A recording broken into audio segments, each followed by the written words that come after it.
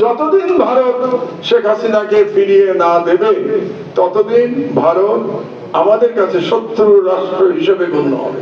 যখন ইলিয়াস আলীকে কিডন্যাপ করা হয়েছে হাসিনার নির্দেশে, এবং র্যাব যখন তাকে হত্যার জন্য পারমিশন চাইল, এই পারমিশন দিয়েছেন শেখ হাসিনা। দ্বিতীয় স্টোরি। আর থার্ড স্টোরি, এই যে হেলিকপ্টার থেকে যে স্নাইপারে গুলি করা হয়েছে, এর পুরো প্ল্যানিং করেছে তৎকালীন র্যাবের ডিজি এবং পারমিশন দিয়েছে শেখ হাসিনা। অন্যগুলো আমি বাদই দিলাম। ঢাকা অ্যাটাক করবার নির্দেশ রাষ্ট্রদ্রোহ, কোন সন্দেহ নাই রাষ্ট্রদ্রোহ। আপনি একটা বিদেশি শক্তিকে বলছেন ঢাকা অ্যাটাক করবার জন্য।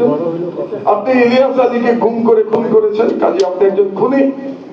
এবং 3 নম্বর হচ্ছে আপনি স্নাইপার দিয়ে মানুষ হত্যা করেছেন, ছাত্র হত্যা করেছেন, জনগণকে হত্যা করেছেন, একটা শিশুকেও হত্যা করেছেন স্নাইপার দিয়ে। তার জন্য তিনি খুনি, তাহলে তার জন্য বিচার হতে হবে না? বিচার হতে হবে। আমি বিচার ব্যবস্থায় বিশ্বাস করি। আমি শাহবাগের মধ্যে বলবো না ফাঁসি চাই, আমি বলবো না, কারণ ফাঁসি চাই কথাটাই ফ্যাসিবাদী বয়ান। আমি বলবো বিচার চাই। বিচার যেটা আছে বাংলাদেশের আইনে, যে বিচার আছে সেই বিচার শেখ হাসিনার হতে হবে।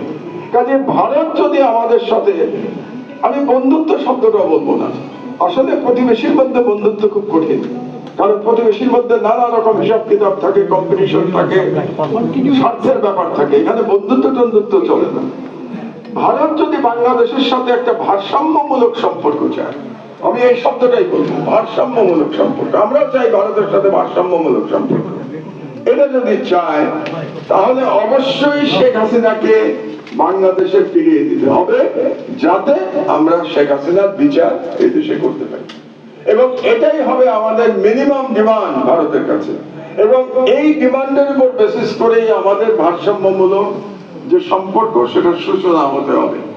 যতদিন ভারত শেখ হাসিনাকে ফিরিয়ে না দেবে ততদিন ভারত আমাদের কাছে শত্রু রাষ্ট্র হিসেবে গণ্য হবে। কারণ সরাসরি আপনার একজন এত বড় অপরাধীকে যারা আশ্রয় দিয়েছে, শুধু আশ্রয় দেয়নি, ভারতে বসে হাজার রকম ষড়যন্ত্র চলছে, সেই ষড়যন্ত্রের নেতৃত্ব দিচ্ছে হাসিনা ভারতে বসে। কাজে এর থেকে বড় শত্রুতামূলক কর্মকাণ্ড আর হতে পারে না। কাজে এখন পর্যন্ত ভারত প্রমাণ করেছে যে India is an enemy of Bangladesh. কাজে সে যদি এনিমি থাকতে না চায়, হাসিনাকে ফিরিয়ে দিক, আমরা অবশ্যই একটা ভারসাম্যমূলক সম্পর্কের দিকে এগিয়ে যাব।